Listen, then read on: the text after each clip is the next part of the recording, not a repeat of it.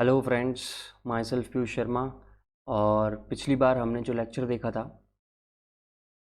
वो basically simple stress, simple strain और elastic constant का था पिछला लेक्चर। और ये लेक्चर 2 के ऊपर जो थ्योरी पार्ट है उसकी रिलेटेड न्यूमेरिकल्स का पार्ट है। तो मैं एक बात बता दूं कि आप लोगों का काम है कि जब मैं थ्योरी पार्ट पढ़ा दूं तो उसके बाद 25 ईयर्स के जो भी न्यूमेरिकल्स हैं, ईएसई के, गेट के और एसएससी जेई के लगा लो, जहाँ तक है सारे पार्ट जो हैं ऑलमोस्ट कवर हो जाएगा। कुछ क्वेश्चंस होते हैं जिनमें कुछ स्पेशल ट्रिक्स होती है, कुछ स्पेशल पार्ट होता है, वो मैं यहाँ डिस्कस कर ही रहा हूँ। और दूसरी इंपॉर्टेंट बात यह है कि मैं जो डायरेक्ट फार्मूला बेस्ड है या डायरेक्ट जो थ्योरी डिस्कस हो गई है उससे रिलेटेड मैं क्वेश्चन इसके अंदर नहीं दूंगा। इसके अंदर जो क्वेश्चन आपको देखने को मिलेंगे, मुझे जो लगता है कि ये क्वेश्चन मेरे को बताने चाहिए, मेरी कोशिश ये है कि मैं हर एक टाइप का क्वेश्चन कवर कर सकूं जो कि किसी भी एग्ज़ाम में आया हो, चाहे वो सिविल सर्विसेज रहा हो या इंजीनियरिंग सर्विस, गेट और एसएससी जेई, या स्टेट के एएन जेईएन वाले जो पेपर्स होते हैं उनके अंदर। तो मेरी कोशिश ये है कि सारे टाइप के क्वेश्चन मैं कवर कर सकूं। आपको बस ये करना है कि टाइप ऑफ क्वेश्चन समझने के बाद उसके जैसे क्वेश्चन निकाल के कर लो। बट मोर और लेस मैं तो यही कहूँगा 25 ईयर्स ऑफ ईएससी और गेट के क्वेश्चन कर लो, उससे आपका सारा सब कुछ कवर हो जाएगा। तो सबसे पहले शुरू करते हैं सिंपल स्ट्रेस सिंपल स्ट्रेन में। कुछ क्वेश्चंस जो ईएससी के थे मैंने उनमें ही देखे कि उसमें कई बार को प्लानर फोर्सेस, कॉन्करेंट फोर्सेस, उन पॉइंट्स की काफ़ी बात हुई है। तो मुझे लगा कि मैं बेसिक डेफिनेशन वापस से रिवाइज कर देता हूँ। ऑल्दो इसके बारे में ज़्यादा सबको पता ही होता है क्योंकि हम +2 और 11th 10th सब में अच्छे से पढ़ा ही होता है ये सब कुछ। तो फिर भी मैं यहाँ थोड़ा डिस्कस कर रहा हूँ, जैसे कि कॉन्करेंट पॉइंट क्या होते हैं। कॉन्करेंट पॉइंट वो पॉइंट होता है जहाँ से कि सारे फोर्सेस निकल रहे होते हैं, इमिट हो रहे होते हैं, एक पॉइंट पे कन्वर्ज हो रहे होते हैं। वो वाला पॉइंट जो है हमारा कॉन्करेंट पॉइंट होता है। जैसे कि यहाँ से सारे फोर्सेस जो हैं एक पॉइंट पे कनेक्टेड हैं, वहाँ से वो एक्ट कर रहे हैं। तो इस टाइप की चीज़ों को हम कॉन्करेंट फोर्स या कॉन्करेंट कह सकते हैं, कॉन्करेंट पॉइंट कह सकते हैं। कॉन्करेंट फोर्स नहीं, I am sorry, concurrent point कहते हैं। और ये सारे सिस्टम ऑफ फोर्सेस होते हैं। ओके, अब हम बात करते हैं को प्लानर फोर्सेस की। को प्लानर फोर्सेस क्या हैं? को प्लानर फोर्सेस वो फोर्सेस हैं जो कि एक सेम प्लेन में लगे। अगर जैसे 3D वाला है, अगर वो different different mutually perpendicular planes में चले गए तो वो को प्लानर नहीं रहेंगे। तो ये बेसिक डेफिनेशन भी आपसे ईएसई में और एसएससी जेई में पूछी गई है, इसलिए मैंने लिख दी थोड़ी सी। और एक बार ये रिजल्टेंट फोर्स से रिलेटेड भी कुछ क्वेश्चंस देखने को मिलते हैं। ऑल हम जानते हैं कि F1 F2 गिवन है जो कि थीटा एंगल पे हैं एक दूसरे से। तो F1 square plus F2 square plus 2F1 F2 cos theta का होल अंडर स्क्वायर रूट इससे निकल जाता है। और इसका पैरेललोग्राम वाला डायग्राम ये राइट साइड में जो बना हुआ है, ये सब हम जानते हैं, बेसिक है, तो मैं इसमें ज़्यादा टाइम वेस्ट नहीं करूँगा। अच्छा, तो सबसे पहले टाइप ऑफ क्वेश्चन जो मुझे लगा कि काफ़ी मिलता है वो ये वाला है कि आपको एक पोर्शन के अंदर दिया होता है कि लोड एट पर्टिकुलर सेक्शन, और आपसे पूछ लेते हैं कि भाई रिएक्शन बता दो, या कई बार रिएक्शन दिए होते हैं बता दो ये अंदर का कितना होगा। तो यहाँ जो स्पेसिफिक क्वेश्चन है ये है कि एक बार है ABC, उसके ऊपर एक लोड लगाया है 25 किलो न्यूटन का, और रिएक्शन है RA RC। उनमें रिएक्शन RA RC क्या होंगे इस सिस्टम को देखते हुए। तो उसमें कुछ ऑप्शंस दिए हुए हैं। आंसर देखो मैं हर बार के नीचे लिखते चल रहा हूँ और इसका सोल्यूशन हम करते हैं। चलो देखते हैं। तो ये कुछ इस टाइप का था। मैंने मान लिया कि RA जो रिएक्शन है वो इस तरफ है, RC का रिएक्शन ये रहा, 25 का ये रहा।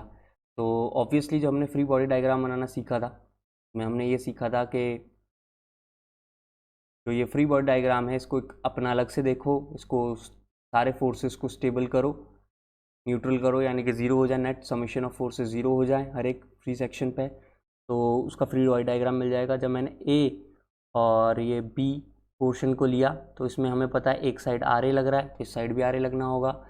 ऑब्वियसली इसको उठाएंगे, इधर देखा कंप्रेसिव RC है तो ये लगना होगा। अब इसमें एक इक्वेशन तो ये हो ही गई है कि RA plus RC is equals to 25 kilo newton, ये तो हो गई एक इक्वेशन। अब आएगी दूसरी इक्वेशन कहाँ से आएगी, कि दो दो इक्वेशन तो चाहिए ना, दो वेरिएबल्स है हमारे पास। दूसरी इक्वेशन आएगी कॉम्पैटिबिलिटी इक्वेशन, जो मैंने लेक्चर में समझाई थी। एक इक्विलिब्रियम इक्वेशन होती है, ये तो इक्विलिब्रियम इक्वेशन हो गई फोर्सेस का समेशन ऑफ फोर्सेस 0, और एक है कंपैटिबिलिटी इक्वेशन, यानी कि इस देखा जाए तो जो ये ए और बी है इसमें जो ये इलोंगेशन होगा और बी और सी में जो कॉन्ट्रैक्शन होगा नेट, इन दोनों का सम क्या होना चाहिए, बेसिकली 0 होना चाहिए। यूँ कि जो इसके यहाँ से यहाँ तक मैग्नीट्यूड जो होगा ए बी का इलोंगेशन, वही कॉन्ट्रैक्शन बेसिकली बी सी में होगा। तो overall contraction of A C that is A B plus B C क्या होना चाहिए, 0 होना चाहिए। इसी को मैं यूज़ कर रहा हूँ। आर ए क्या है, अब हाँ ऑब्वियसली जैसे मैंने बोला था टेंसाइल फोर्सेस को हम पॉजिटिव लेते हैं और कंप्रेसिव फोर्सेस को नेगेटिव, तो यही साइन कन्वेंशन यहाँ कंटिन्यू कर रहा हूँ। अब आर ए है, डेल्टा है, क्या हो जाएगा प्लस आर ए, और लेंथ जो है वो है 2L एंड 3L। ओके, तो are a into 2L by A e, ठीक है। माइनस, पहले रुको, प्लस यहाँ लिखो माइनस, माइनस इसलिए ताकि मुझे पता रहे आर सी क्या है, कंप्रेसिव है, R C into 3L divided by A, this is equals to 0। तो इसको सॉल्व करते हैं अपन, एंड हमको दूसरी इक्वेशन मिल गई आर ए और आर बी की फॉर्म में, वो मिल गई है R A 2RA minus 3RC is equals to 0। Okay, और एक इक्वेशन हमारे पास पहले से थी, R A plus R C is equals to 25। तो are A plus R C is equals to 25 and minus 3RC 2RA। एक काम करते हैं, इसको 2 से मल्टीप्लाई कर देते हैं और माइनस लगा देंगे, 2 इंटू 2, और इसको माइनस प्लस माइनस यानी कि -1 से through out the system multiply कर दिया, दोनों को जोड़ दिया, 5RC इज इक्वल्स टू 50। हमें RC की वैल्यू मिल गई सीधे तौर पे 10। अगर RC 10 है, हमें पता है RA 25 है, तो RA हो गया 15। तो इस पर्टिकुलर इक्वेशन के अकॉर्डिंग हमारे पास जो ऑप्शन है RA -10, RC -15, हमारा RA आई गेस 15 है। ओके, तो ऑप्शन ए नहीं है। ऑप्शन बी RA 10 -35, ये भी नहीं है, ये भी नहीं है। -15 -10 यही है। आप सोच रहे होंगे सर +15 और +10 ले लेते, बेसिकली देखा जाए तो ऑप्शन डी भी नहीं है क्योंकि 15 है, तो बेस्ट ऑप्शन यही बच रहा है हमारे पास। और माइनस साइन शायद मेरे ख्याल से ये रिप्रेजेंट कर रहा है कि वो 25 किलो न्यूटन के अपोजिट है, इसलिए आंसर इज सी। चलो नेक्स्ट क्वेश्चन देखते हैं। इस टाइप का क्वेश्चन आपको और मिलेगा सडन लोड से रिलेटेड, तो यहाँ पे मैंने एक सडन लोड वाला क्वेश्चन लिया है। अगर ई दिया है, ये है, और एक एक्चुअल पुल लगाया 60 किलो न्यूटन का, सडनली अप्लाइड है, वर्ड साफ तौर पे लिखा है suddenly applied, to steel rod 50 mm in diameter and 4 meter long, it causes an instantaneous elongation of order। देखो सीधे तौर पे जब भी elongation की बात करेगा तो हमको तो एक ही फॉर्मूला याद है, वो ये है कि delta L is equals to P L by A E. Okay, यहाँ जो ये जो कंसेप्ट था पी का, ये किसके लिए था, ग्रेजुअल लोड के लिए था, हमें याद है। और जैसे कि हमने देखा सडन लोड में, सडन लोड बेसिकली ओके, तो सडन लोड जो होता है वो basically 2 times the gradual load होता है, ये हम देख ही चुके हैं पहले। तो यहाँ पे जो मेरा ये एक्शियल पुल है वो 60 किलो न्यूटन का था, यानी कि झटके से मैंने 60 लगा दिया, तो वो बेसिकली उस बॉडी के ऊपर तो 120 किलो न्यूटन की तरह ही लगेगा, यही तो मेरा सडन लोड था, सही बात है। तो हमें सडन लोड से मतलब है, तो इसका जो डेल्टा एल जो यहाँ पी आएगा, ये बेसिकली था तो आर ही, क्योंकि हम रिएक्शन की बात करते हैं रेजिस्टिव फोर्स की, आर एल बाई ए की, जो यहाँ पी बोला था मैंने। तो ये बेसिकली जो रेजिस्टिव फोर्स है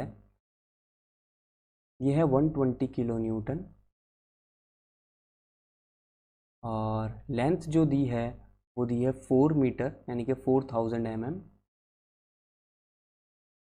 एंड एरिया दिया है ये 50 mm, एरिया भी दिया है हमको 50 mm, pi by 4 into 50 mm का स्क्वायर। ई की वैल्यू दी है 2 इंटू 10 की 2.06 इंटू 5, 2.0 इंटू 10 की पावर 5। ये सॉल्व होके आएगा, लीड्स टू अप्रॉक्सीमेटली 1.186। तो ये आ गया 1.186 को अप्रॉक्सीमेटली हम कह सकते हैं 1.19।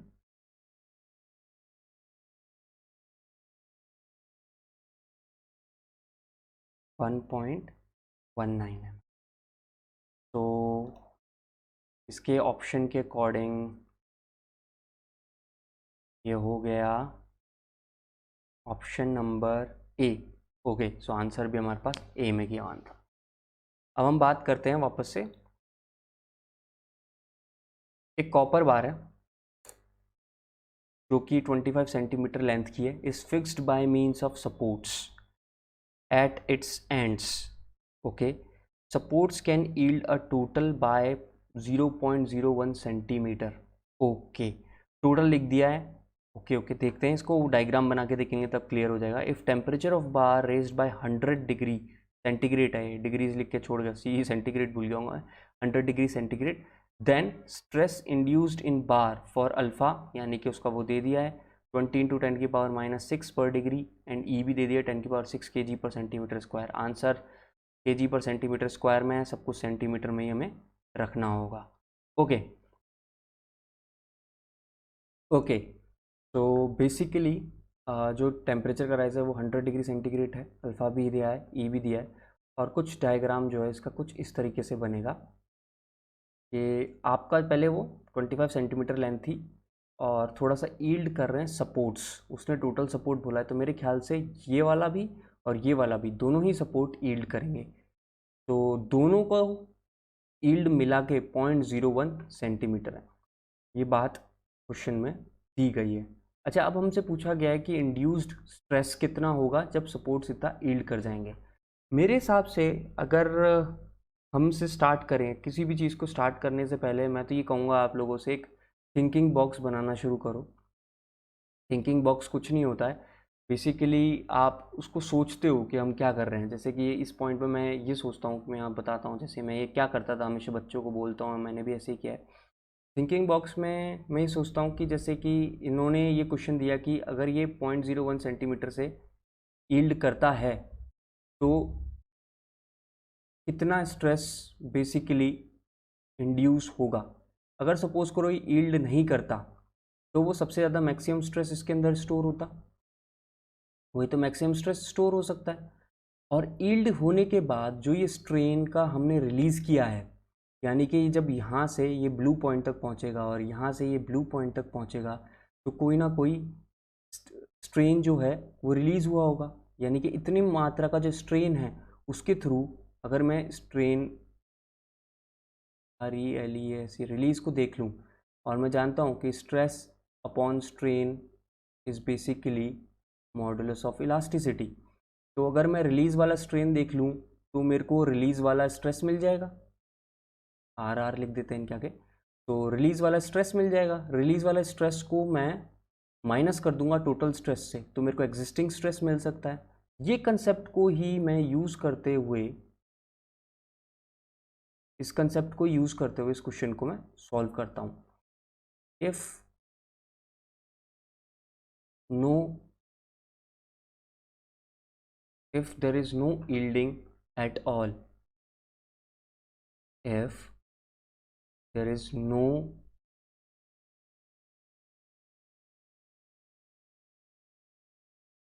yielding, तो जो आपका डेल्टा एल था, जो होना था असलियत में, वो होना था L alpha delta T. L यानी कि 25, अल्फ़ा की वैल्यू पर डिग्री सेंटीग्रेड में 20 इंटू 10 की power -6, and temperature is 100 degree centigrade. तो ये आएगा नियर अबाउट सॉल्व करने पे 2 इंटू 3 न्यूटन पर mm स्क्वायर।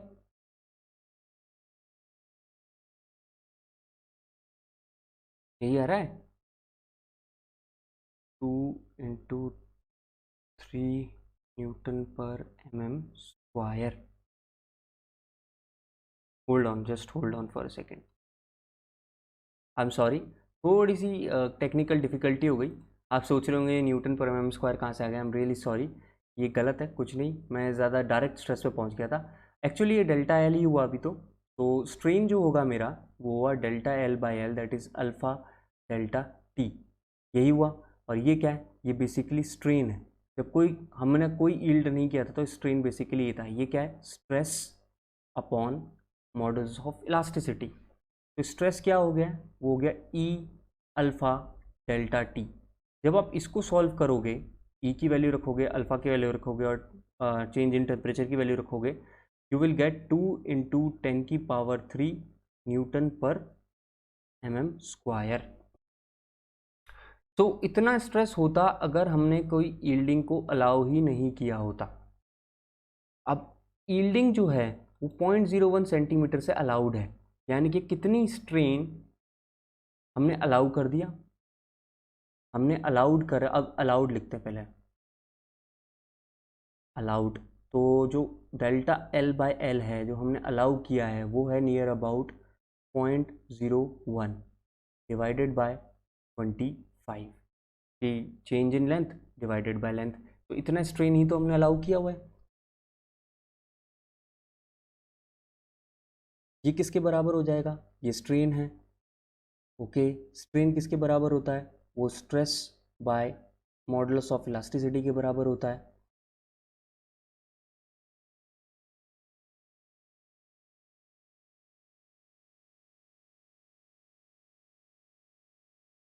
हेलो, सॉरी, वो थोड़ी टेक्निकल डिफ़िकल्टीज़ की वजह से मेरे को पॉज करना पड़ा था बीच में। हाँ, बट जब हम सिग्मा निकालेंगे तो हमने देखा अगर कोई भी ज़रा सी भी यील्डिंग ना हो, ज़रा सी भी यील्डिंग ना हो तो की वैल्यू 2 इंटू 10⁻³ kg पर सेंटीमीटर स्क्वायर आ जाएगी। अब मैंने कहा कि सिग्मा को हम अलाउ करते हैं, तो आपने कितना चेंज इन लेंथ अलाउ किया, 0.01 सेंटीमीटर का, और लेंथ कितनी थी ओरिजिनल 25 सेंटीमीटर की। ये किसके बराबर है, ये स्ट्रेन है basically. Strain is equals to stress upon elastic modulus, बिल्कुल। तो हमने स्ट्रेस कितना अलाउ कर दिया, ये मल्टीप्लाई कर दिया, जो कि हो गया 400 kg, ये kg है, kg पर सेंटीमीटर स्क्वायर। तो इसका मतलब जो मेरा अब जो स्ट्रेस है बॉडी के अंदर बच गया होगा वो कितना होगा, पहले 2000 जो हमारा जब यील्ड ही नहीं अलाउ कर रहे थे तो स्ट्रेस आ रहा था, और इतना स्ट्रेन के बराबर वाला जो स्ट्रेस है वो हमने लूज़ कर दिया है बॉडी के अंदर से। तो बचा कितना, 1600 kg पर सेंटीमीटर स्क्वायर। तो ऑप्शन इज डी, इसका आंसर क्या है, डी है। मैं यहाँ लिख भी देता हूँ, इसमें इसका आंसर डी है। अच्छा, अगला क्वेश्चन है, if system of forces are such that the polygon doesn't close then system will be. Basically ये वाला क्वेश्चन ऑल्दो मैं नहीं करा रहा, आप बोल रहे होंगे नहीं कराया, बट ये स्पेशली मैंने चूज़ किया है ताकि एक छोटी सी जल्दी से एक रिमाइंड करा दूँ स्टूडेंट्स को कि इस वाले क्वेश्चन में if system of forces are such that the polygon doesn't close then, देखो इसका मतलब वो इक्विलिब्रियम में तो नहीं है, ये बात पक्की है, इक्विलिब्रियम में नहीं है, और it can be reduce to couple. ऐसा कोई कंपलसरी नहीं है, कहा नहीं जा सकता है, and it will be reduce to a resultant force, it could be, और ये भी हो सकता है, क्योंकि पॉलीगन अगर क्लोज नहीं हो रहा है तो हो सकता है 2-3 फोर्सेस आपस में हो जाएं, उनका एक रिजल्टेंट निकले अगर वो सब एक पॉइंट पे रख दिए जाएं, और हो सकता है कि वो कपल भी बना लें। इसलिए ये दोनों ऑप्शन सही हो सकते हैं, इसलिए मैं कहूँगा इसमें बेस्ट ऑप्शन जो है वो है नॉट इन इक्विलिब्रियम, इसलिए ये क्वेश्चन चूज़ किया था और कोई रीज़न नहीं है। Strain energy in torsion of shaft, इसको मैं रेड से थोड़ा हाईलाइट कर देता हूँ, let me highlight it. Basically ये जो क्वेश्चन था मेरे को इस चैप्टर के अंदर मिला, ऑल्दो इस चैप्टर का क्वेश्चन नहीं है क्योंकि इसमें शाफ्ट की बात हो रही है। अभी तक जितनी भी मैंने पढ़ाया जो सिंपल स्ट्रेस स्ट्रेन था, इसके अंदर हमने शाफ्ट की बात नहीं की थी, हमने अभी बात की थी बेसिकली एक क्यूबॉइडल सिस्टम की, उसके अंदर आने वाले स्ट्रेस की, उसकी तो वैल्यू हमें याद है ही कि half shear stress, shear strain और फिर वॉल्यूम, यही हमारा स्ट्रेन एनर्जी था। बट यहाँ पे शाफ्ट आ गई है, तो शाफ्ट के लिए अभी मैं बता देता हूँ, आप याद कर लीजिए। Strain energy per unit volume is tau square यानी कि क्यू स्क्वायर बाय 4g होता है। इसका हम प्रूफ और थोड़ा एक्सप्लेनेशन जब टॉर्जन पढ़ेंगे, ट्विस्टिंग पढ़ेंगे, तब देख लेंगे। बट फॉर नाउ आप इसका याद कर लीजिए कि अगर शाफ्ट की बात आती है तो strain energy is Q square bye 4g। But अगर कोई भी क्यूबॉइडल, क्यूबिक या कोई भी सिंपल सिस्टम आता है then it is Q square by, then it is simply Q square by 2g। तो ये इसी वजह से ये क्वेश्चन लिया था मैंने कि कन्फ्यूजन दूर रहे। एंड नेक्स्ट क्वेश्चन की अब हम बात करते हैं कि the total deflection of structure when subjected to simultaneously to different sets of loading is equal to the sum of deflection under each such set of load as if acting separately on structure. Which of the following justified the statement? Okay, जैसे एक बड़ा structure होता है, एक कोई भी एक बड़ा स्ट्रक्चर ले लीजिए और उसमें सब सेक्शंस हैं और इसके ऊपर कोई फोर्स है, इसके ऊपर कोई फोर्स है। इस टाइप का हम न्यूमेरिकल भी देख चुके हैं, क्वेश्चन भी देख चुके हैं, एक्सप्लेनेशन भी देख चुके हैं। तो टोटल स्ट्रेन क्या होता है? इसका स्ट्रेन प्लस इसका स्ट्रेन प्लस इसका स्ट्रेन प्लस इसका स्ट्रेन, यही कंसेप्ट है। तो जस्टिफाई, कौन सा स्टेटमेंट जस्टिफाई कर रहा है? ये वाले, हम जब भी स्ट्रेस और स्ट्रेन की बात करते हैं तो हमने कहा है stress is directly proportional to strain. हमने बेसिकली इस पॉइंट की बात की और ये बताया कि stress is directly proportional to strain वाला जो कंसेप्ट है ये है बेसिकली हुक्स लॉ का। तो बेसिकली है तो हुक्स लॉ का। ओके, हुक्स लॉ कहाँ तक वैलिड है? That is valid up to limit of proportionality, limit of proportionality, यानी कि जब स्ट्रेस और स्ट्रेन आपस में डायरेक्टली लीनियरली कनेक्टेड है। इलास्टिक लिमिट कहाँ तक जा सकती है? इलास्टिक लिमिट जब O से A होता है, A से B होता है। अब जब याद होगा आपको माइल्ड स्टील का बनाया था, जो O से A जाता है फिर A से B जाता है और A और B जो है नॉन लीनियर पोर्शन भी होता है। तो इसी वजह से जो टोटल डिफ्लेक्शन हो सकता है स्ट्रक्चर का, वो हम जब भी हुक्स लॉ की बात करेंगे वो हम प्रोपोर्शनल लिमिट तक की ही बात कर रहेंगे। तो इस वजह से मैंने ये क्वेश्चन लिया है कि कन्फ्यूजन दूर रहे। अगर हाँ यहाँ प्रोपोर्शनल लिमिट ना होता, सिर्फ लिमिट स्टेट होता, तो मैं लिमिट स्टेट लेता। ऑप्शन डी है। आप सोच रहे होंगे बकलिंग क्या होता है, तो मैं बकलिंग बता देता हूँ। कुछ नहीं, कॉलम जैसे कि पियर या कोई भी वर्टिकल मेंबर्स, इनके ऊपर जब हम लोड लगाते हैं तो ये लोड के अंदर थोड़े से डिफॉर्म होते हैं, कुछ ऐसे। तो इस टाइप के डिफॉर्मेशन को बकलिंग कहते हैं। उसने यही बोला है proportional limit up to buckling is not exceeded. उस टाइप की चीज़ के लिए हमारा स्ट्रेन जो है, स्ट्रक्चर का जो टोटल डिफ्लेक्शन है वो सब ऐड हो जाएगा। ये बिल्कुल सही ऑप्शन है, option number D.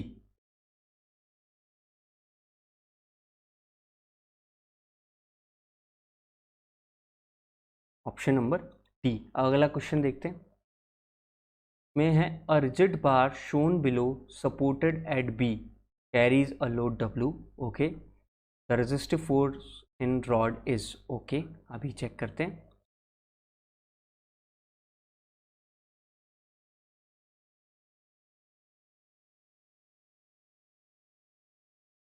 Okay, so basically इसका ग्राफ ये कुछ इस तरीके से, रेजिस्टिव लोड जो है हमें निकालना है रॉड के अंदर। रॉड क्या है? ए बी सी, और ये डब्ल्यू हो गया। ये कुछ क्वेश्चन दिया हुआ है, तो हमें निकालना है फोर्स इन द रॉड। तो मैंने इसका जो सॉल्यूशन है यहाँ करके रखा है। तो कुछ नहीं, इस टाइप के क्वेश्चंस को कैसे सॉल्व करते हैं वो मैं दिखाना चाहता हूँ। जैसे यहाँ लोड डब्ल्यू था, तो कुछ देर के लिए हमने इस रॉड को अलग किया और इस रॉड का जो ABC रॉड है इसका फ्री बॉडी डायग्राम बनाया।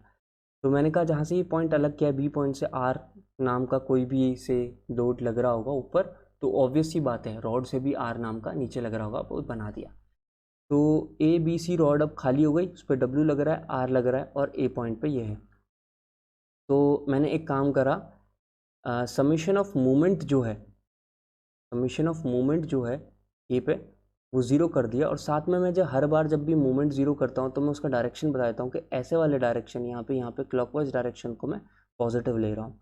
ओके, तो zero is equals to W, ये रहा W, into L/2 W into L/2 कुछ ऐसे घुमाएगा।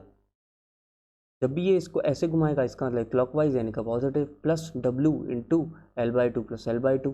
अब R जो है, जो रिएक्शन फोर्स B पॉइंट पे लग रहा है, वो इसको ऐसे घुमाएगा, तो वो इस क्लॉकवाइज के अपोजिट या एंटी क्लॉकवाइज यानी कि negative, minus R into L/2। इनको इक्वेट कर दिया तो R की वैल्यू निकल आई 2W। तो बेसिकली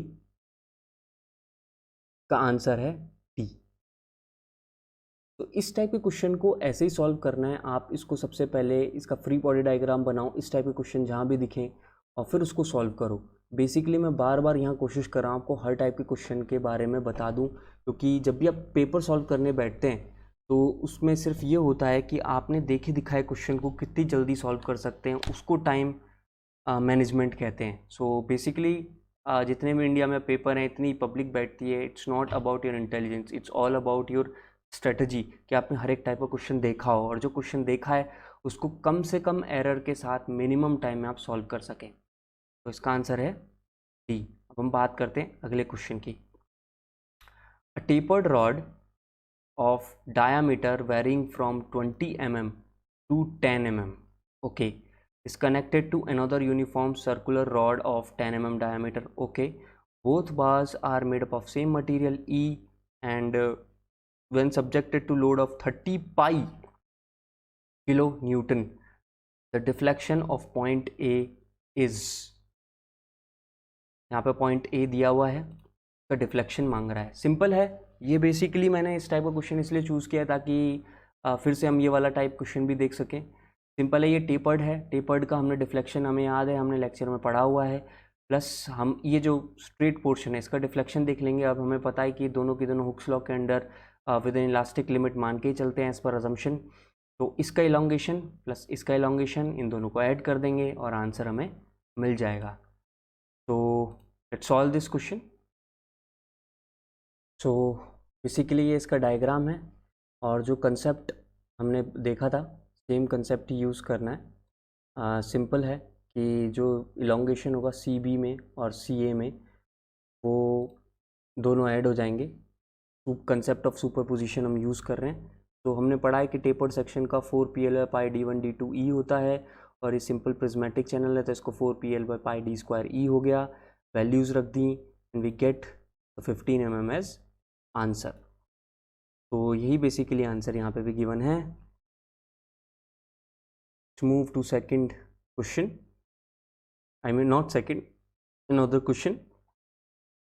ये जो अगला क्वेश्चन है ये कह रहा है कि structural system shown in figure with load W, okay, load W दिया हुआ है, all joints are hinged, yes, properties LAE, okay, L 1 meter है, एरिया ये वैल्यू है, एंड मीटर स्क्वायर है, एंड E की value newton per meter square में given है। ठीक है, W जो है 100 किलो न्यूटन में दिया है, किलो न्यूटन में दिया गया है।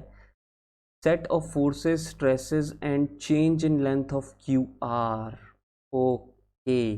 तो डायगोनल का जो पोर्शन है QR, ये गेट बेसिकली 2016 सेट 2 का क्वेश्चन है, और इसका 2A दिया है, सब कुछ AAE है, ये 2AE है, बाकी ये L है, तो ये डिस्टेंस भी L होगी, ये भी L होगी, ये भी L होगी, क्योंकि ये 90 डिग्री है, 90 डिग्री है, तो ये भी आपस में 90-90 होनी ही है। तो बेसिकली रोम्बस है। और हमें निकालना है set of forces, stresses and change in length in section QR। Okay, let's solve this question. तो गाइस हियर वी गो, ये है इसका सॉल्यूशन। ये सॉल्यूशन में बड़ा ही क्लियरली दिख रहा था कि जो ये स्क्वायर शेप है इसके अंदर 100 किलो न्यूटन का लोड लगाया गया है, और जो लेंथ होगी QR की वो ऑब्वियसली √2L हो जाएगी, वो √2L हो जाएगी। 2 टाइम्स द एरिया पैरेलल से गिवन है, बाकी मॉडुलस ऑफ इलास्टिसिटी इसकी भी E है। अच्छा, हिंज पॉइंट S ले लेते हैं, ये हिंज पॉइंट S है, तो S पॉइंट को लूँगा मैं, तो यहाँ पे 100 किलो न्यूटन फोर्स तो नीचे लग रहा है, और इस पॉइंट को लूँगा तो इस पॉइंट से अज्यूम करो कि फोर्स S से Q की तरफ जा रहा है और S से R की तरफ जा रहा है। हमने अज्यूम कर लिया ऐसा कुछ हो रहा होगा, और ये क्योंकि 90 डिग्री पे था एज़ पर क्वेश्चन, तो बीच वाले से 45 डिग्री और 45 डिग्री पे हो गया। तो summation of vertical force is 0 और summation of vertical horizontal force is 0, तो वर्टिकल फोर्स इज 0 कर देते हैं।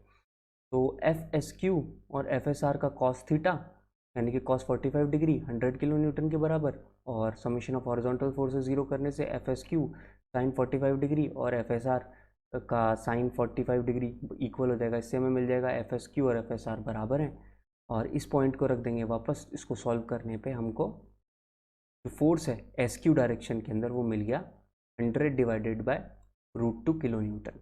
अभी एक तो यही है कि इसका साइन जो है पॉजिटिव आया है, इसका साइन पॉजिटिव आया है, इसका मतलब जो हमने सोचा था एफ एस क्यू वो बिल्कुल सही डायरेक्शन में है, यानी कि उसका डायरेक्शन ऐसे ही होगा। अब मैं इन चीज़ों को याद करने की बजाय हमेशा ऐसे ग्राफिकली एक रफ में बना के चलता हूँ, तो मैं भी आपसे ये सजेस्ट करूँगा कि आप भी बना के चलें।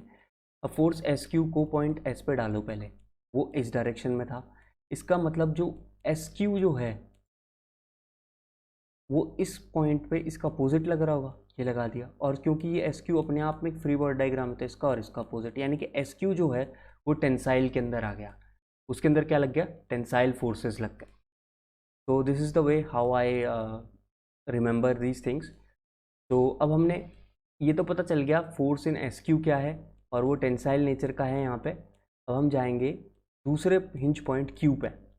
अब दूसरा हिंज पॉइंट क्यू उठाया, अब यहाँ पे क्योंकि ये इसका नेचर था और क्यू को जस्ट अलग करके देखेंगे, ये पॉइंट क्यू क्यू के जस्ट टू द राइट और जस्ट टू द लेफ्ट को अलग करके देखेंगे, तो ये इस डायरेक्शन में दिखेगा फोर्स, हमने इस डायरेक्शन में फोर्स बना लिया।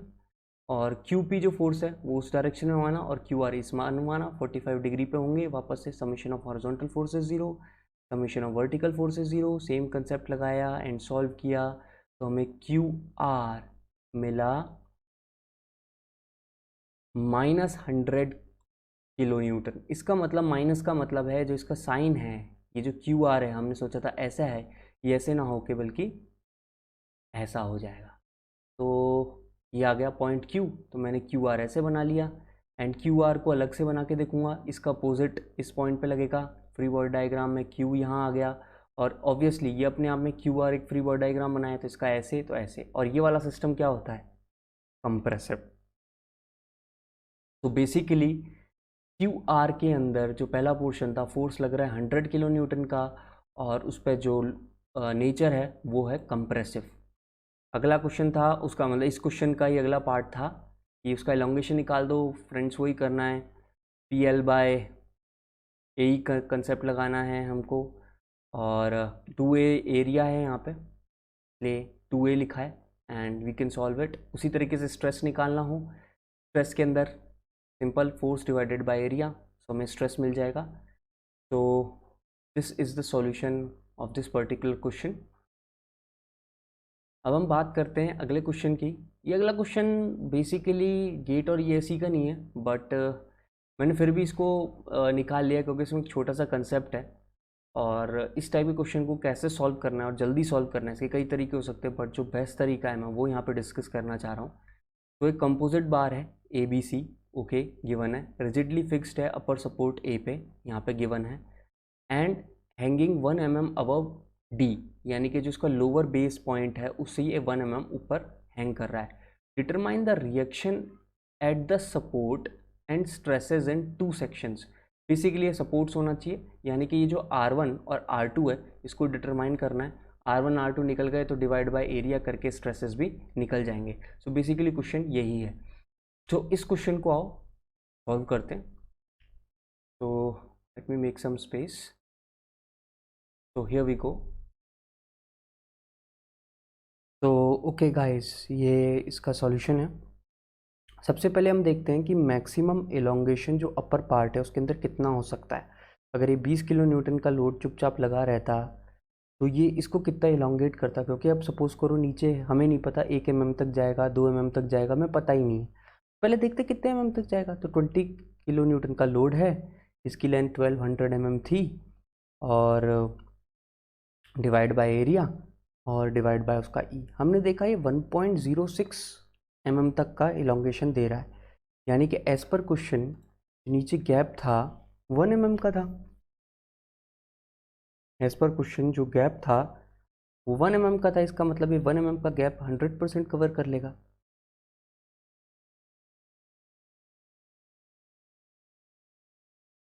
का मतलब ये जो 1 mm का गैप है 1.06 mm तक जा सकता है, वो कवर कर लेगा।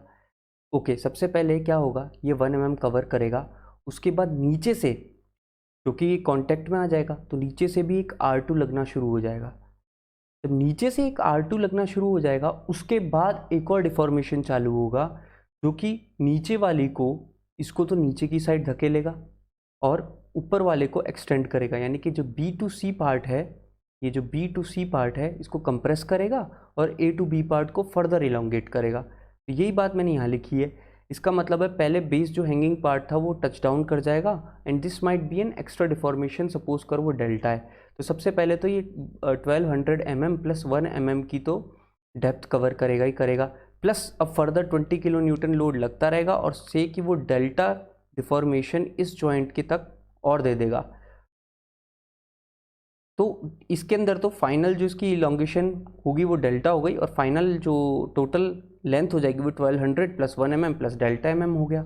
और जो ये था जो कि 1.8 मीटर्स का था, यानी कि अब 1800 mm हो जाएगा, या 1.8 गलती से लिख दिया, ये मीटर्स में बेसिकली 1800 mm। 1800 mm में अब डेल्टा कम हो जाएगा। अब ये क्वेश्चन बिल्कुल वैसा हो गया जैसे हमने पहले देखा हुआ था। तो 1 mm का गैप था, उसको सिर्फ इसमें डालना था। अब चेक करना है हमें कि क्या हो रहा है, तो बिल्कुल सेम टू सेम करेंगे, वही फ्री बॉडी डायग्राम बनाएंगे। ए बी पोर्शन का free body diagram, B C portion का फ्री बॉडी डायग्राम, वही R1 R2 देखेंगे जैसे हमने पहले देखा था, फिर R2 देखा, ये कंप्रेसिव हो गया, ये एलोंगेटिव हो गया। और फाइनल चेंज हमें पता है कि जो चेंज इन ए बी और बी सी होगा वो बेसिकली क्या होना है, 0 होना है, जैसे हम हमेशा करते हैं। तो R1 जिसकी पहले वो टेंसाइल थी इसलिए प्लस में रख दिया, 1200 प्लस 1 अब इसकी फाइनल लेंथ है, original length divided by cross section area E, और माइनस R2 1800 mm उसकी ओरिजिनल लेंथ है divided by cross section area. और इसको सॉल्व करेंगे तो R1 R2 की वैल्यू, और ये इक्वेशन जो ऊपर से आई है इन सबको सॉल्व करेंगे तो R1 R2 की वैल्यू हमको ये मिल जाएगी।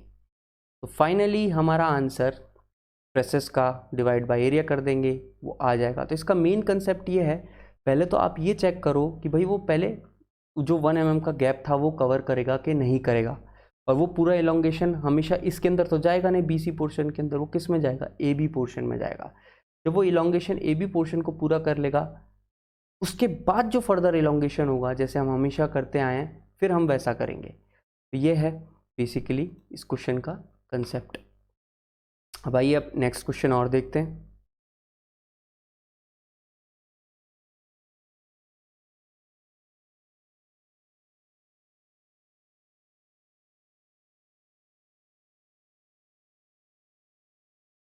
तो जो ये नेक्स्ट क्वेश्चन है,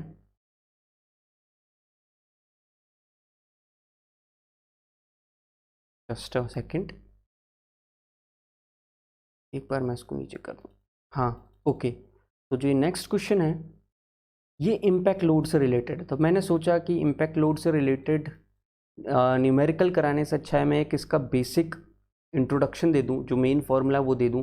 तो कई बार वो हाइट निकलवा लेते हैं, कई बार लोड निकलवा लेते हैं, कई बार स्ट्रेस निकलवा लेते हैं।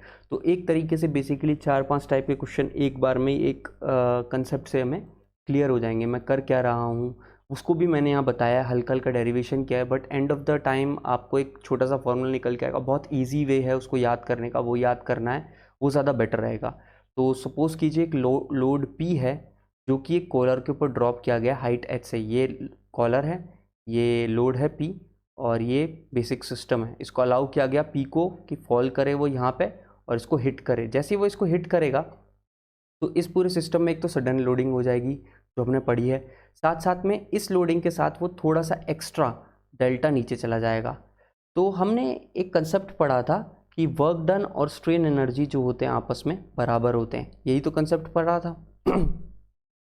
वर्क डन और स्ट्रेन एनर्जी जो होते हैं आपस में बराबर होते हैं। तो हमारा वर्क डन कितना है, P H प्लस डेल्टा, और हमने पढ़ा था स्ट्रेन एनर्जी क्या है, यहाँ पे रिएक्टिव फोर्स आ जाएगा, यहाँ पे क्या आ जाएगा, रिएक्टिव फोर्स, इसलिए मैंने R लिखा है, और इसका जो स्ट्रेस लिखा है वो सिग्मा R से डिनोट किया है।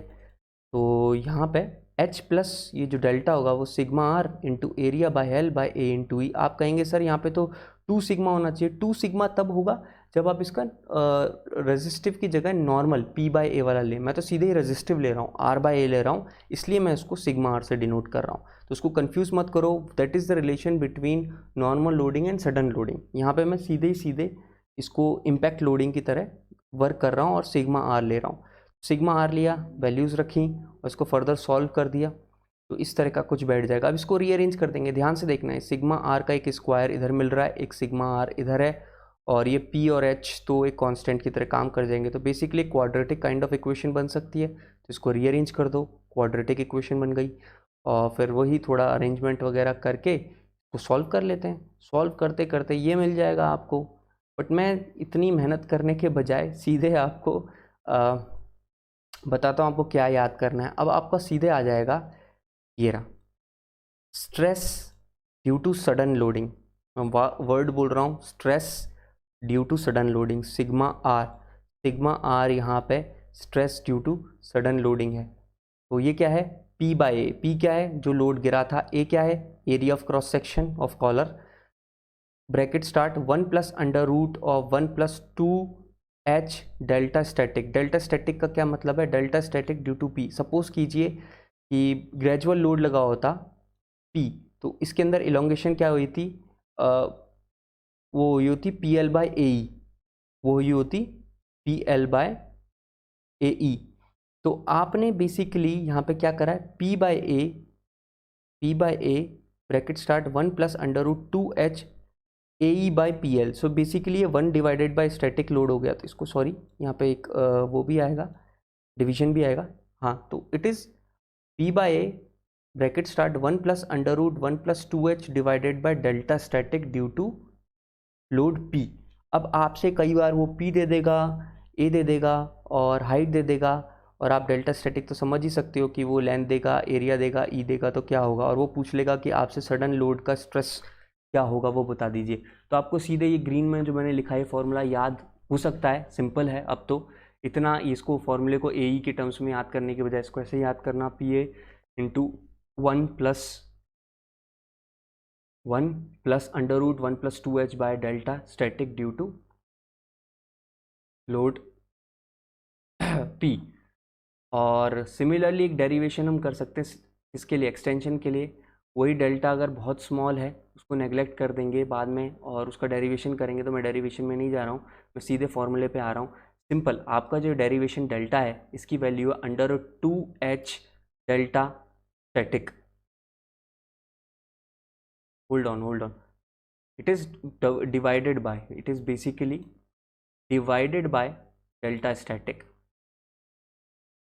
सॉरी गाइज, मेरे से एक छोटी सी मिस्टेक हो गई थी, उसको मैंने करेक्ट कर दिया है। बेसिकली ये under root 2H PL by a e है। यानी कि अगर हम ऊपर देखें, मैंने इसको और भी थोड़ा अच्छे से क्लियरली लिख दिया है, जैसे कि 1 plus 2H divided by delta static due to P load.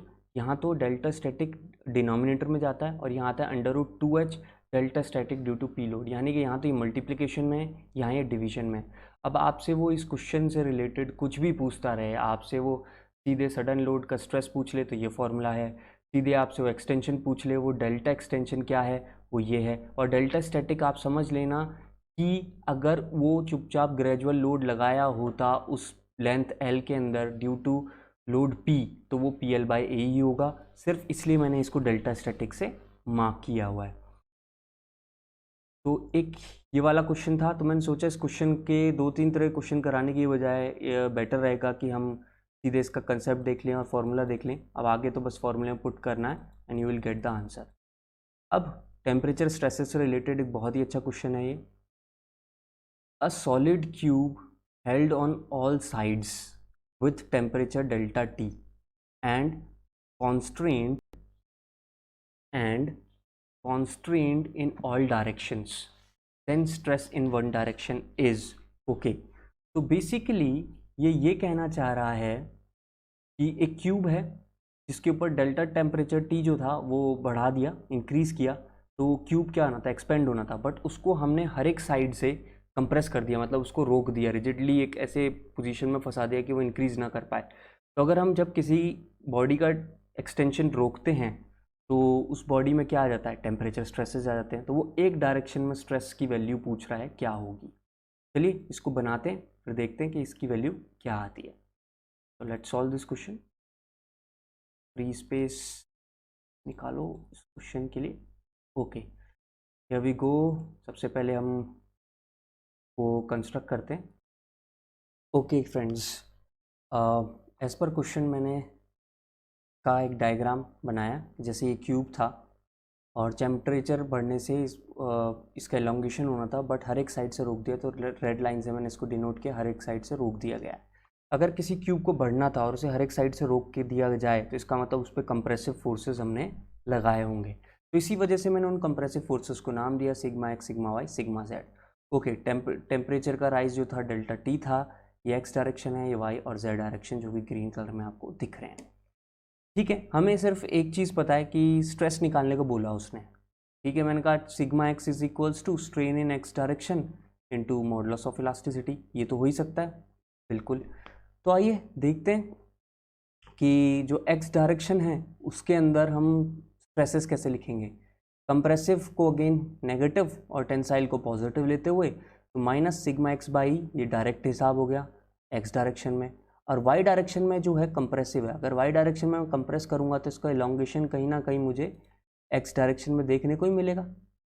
तो इस वजह से plus mu sigma y by e कर दिया। सिमिलरली जेड डायरेक्शन में कंप्रेसिव है तो एक्स डायरेक्शन में एलोंगेशन देखने को मिलेगा, mu time sigma z by e कर दिया। तो ये तो मुझे मिल गया strain in clearly x direction. तो मुझे मिल गया strain in x direction. Also हमने चारों तरफ से इक्वली कॉन्स्ट्रेंट किया है, तो इसका मतलब सिग्मा एक्स, सिग्मा वाई और सिग्मा जेड कहीं ना कहीं बराबर ही होंगे, सिग्मा ही होंगे। तो एक तरीके से मैं इनका सिग्मा बाई ई कॉमन लेके -1/2 म्यू इसको लिख सकता हूँ। तो वो मैंने लिख दिया है। अच्छा, एक चीज़ और है, जब मैं ये इक्वेशन लिख रहा था sigma x is equals to strain in x direction into e, हमने बेसिकली करा क्या है इसके अंदर, हमने इसमें टेम्परेचर स्ट्रेसेस का कंसेप्ट लगाया, यानी कि टेम्परेचर बढ़ा रहे थे और उसको रोक दिया। और हम पढ़ चुके हैं थ्योरी वाले लेक्चर में कि बाकायदा अगर टेम्परेचर स्ट्रेसेस की बात की जाए तो वो एक डायरेक्शन में ई अल्फ़ा डेल्टा टी होता है, वो एक डायरेक्शन में ई अल्फ़ा डेल्टा टी होता है। तो उन दोनों को अब मैं इक्वेट कर देता हूँ। अब जब इन दोनों को इक्वेट करूँगा और सॉल्व करूँगा तो स्ट्रेस इन वन डायरेक्शन क्या आ गया, e alpha delta t divided by -1 + 2 mu. तो बेसिक कंसेप्ट इसका ये है कि हमने जो स्ट्रेन निकला एक डायरेक्शन में उसको टेम्परेचर वाले स्ट्रेस से इक्वेट किया है, तब हमको स्ट्रेस की रियल वैल्यू यहाँ पे मिल जा रही है। तो बेसिकली इसका आंसर है ए। ये हिल रहा है, sorry. So answer is A and let's move down. तो इसके नीचे भी मैं एक बार लिख देता हूँ ऑप्शन ए। ओके, तो ये लास्ट क्वेश्चन है गाइज, और ये भी टेम्परेचर स्ट्रेसेस पे है। A square plate A by A rigidly held at 3 edges is free to move along 4th edge. Okay, if temperature of plate is raised by delta T, then free expansion of 4th edge will be. तो इसका भी एक rough part diagram बनाते हैं जिससे हमको clearly पता चलेगा कि क्वेश्चन शायद कह क्या रहा है। ओके फ्रेंड्स, सो बेसिकली अभी हम जो यहाँ देख रहे हैं ये क्वेश्चन है, और इस क्वेश्चन के अंदर हमें दिख रहा है कि जो प्लेट है उसको 3 साइड से रिजिडली रोका गया है, और यहाँ पे मैंने एक्स डायरेक्शन में छोड़ दिया कि एक्स डायरेक्शन में वो फ्री है, वाई डायरेक्शन में वो पूरी तरीके से रिजिडली उसको फिक्स कर दिया गया है कि शेप ए है। तो अगर आपसे कोई पूछे कि मतलब इस टाइप के सिस्टम को कैसे विजुअलाइज करूँ, तो मैंने उसको सिंपल से सिंपल वर्ड में ऐसे विजुअलाइज किया कि मैंने 3 साइड तो वॉल बना दी, जो आप वॉल देख रहे हैं यहाँ पे 3 साइड वॉल बना दिए, और इस वॉल के अंदर मैंने एक मेटल प्लेट डाल दी है, ए बाय ए डायमेंशन है। ओके, और ये जो वॉल है और ये जो प्लेट है, ये दोनों आपस में मतलब फ्रिक्शनलेसली अटैच्ड है। मैं कहूँगा कि यानी कि टेम्परेचर बढ़ाने पे ये वॉल तो जो है वहीं की वहीं बनी रहेगी, सिर्फ प्लेट जो है एक्सपेंड कर सकेगी। तो इससे ज़्यादा अच्छे से क्लियरली हम समझ पाएंगे कि हमें क्या करना है। हमसे पूछा गया था इलोंगेशन ऑफ फ्री एज, तो फ्री एज का इलोंगेशन तो यही होगा, बात भी क्लियरली विजिबल है। तो सो इलोंगेशन क्या होगा, इलोंगेशन होता है हमेशा जो लेंथ है into strain, length into strain, यही लिखा हुआ है। स्ट्रेन क्या है, stress upon E, okay. Change in length हमें पता है, डेल्टा एल अगर इसमें चेंज होता तो divided by original length alpha e, ये हमें पता है कि ये हम पढ़ चुके हैं, लेक्चर में भी देख चुके हैं। जो स्ट्रेस होता है थर्मल स्ट्रेस को अगर हम लिखना चाहें तो ई अल्फा टी लिखते हैं। तो इलोंगेशन इन एक्स डायरेक्शन, अगर हम इलोंगेशन इन एक्स डायरेक्शन देखें तो वो क्या होगा, ए अल्फा टी, क्योंकि ये तो डायरेक्ट है, ये अल्फा टी तो डायरेक्ट अपना इलोंगेशन हो गया। अब हम बात करते हैं elongation in x direction due to stresses in Y. अगर हम देखें लॉजिकली यहाँ वाई डायरेक्शन में, क्योंकि यहाँ पे ये प्लेट को वाई डायरेक्शन में एक्सपेंड तो होने नहीं देगा, अगर यहाँ पे इसका एक्सपेंशन नहीं हो सकता तो इसकी वजह से स्ट्रेस आएगा, और वो स्ट्रेस किसके बराबर है, वो स्ट्रेस बराबर है ई अल्फा टी के। तो इस स्ट्रेन का जो नहीं आ पाया उसको म्यू टाइम्स मल्टीप्लाई कर देंगे और ओरिजिनल लेंथ से मल्टीप्लाई कर देंगे, तो वो इलोंगेशन इन एक्स डायरेक्शन दे देगा due to stresses in Y direction. ये वही बेसिक है जो हमने लेक्चर में पढ़ा था, simply mu into strain into a, और स्ट्रेन का हमें पता ही है ई अल्फा टी होता है, ये रख दिया। तो बेसिकली हमारे पास एक तो डायरेक्ट इलोंगेशन है, और एक वो जो साइड में वाई डायरेक्शन वाले पोर्शन जो दो एज थे उन दोनों को रिस्ट्रिक्ट करने की वजह से जो इलोंगेशन फर्दर मुझे एक्स एक्सिस में मिला वो है। तो इन दोनों को ऐड कर दूंगा तो मुझे टोटल इलोंगेशन मिल जाएगा, वही हमने ऐड कर दिया, तो 1+μ ए अल्फा टी हमें मिल गया। यहाँ पे जो क्वेश्चन है